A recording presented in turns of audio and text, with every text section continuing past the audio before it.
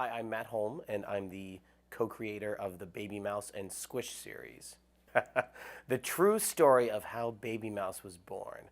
Well, see, Jenny was the only girl in a household with four brothers.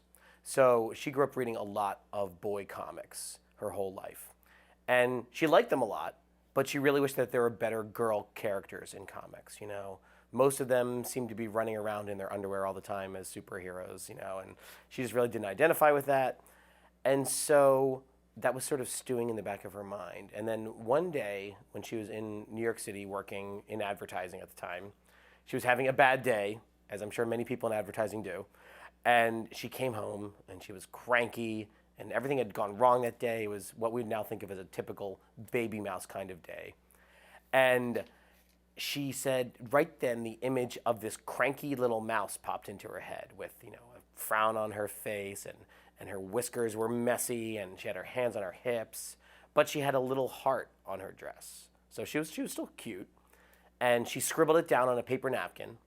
And the next time I saw her, because I was living in New York at that time too, she gave me the napkin. She said, "We should do a book about this." So I said, "Cool." And then I took it home and I did some sketches and then I lost the napkin somewhere. So yes, I lost the very first ever drawing of Baby Mouse.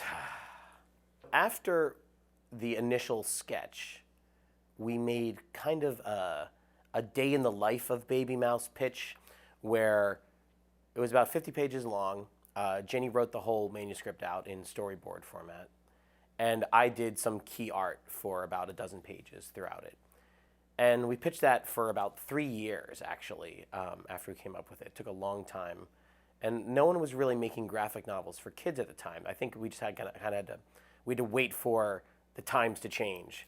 Because in 2004, when we finally sold Baby Mouse to Random House, that was when everything else was happening in comics too. You had Scholastic was picking up Bone from Jess Smith, and Raina Telgemeier was doing the Babysitters Club graphic novels, and so I think it was just something in the air then.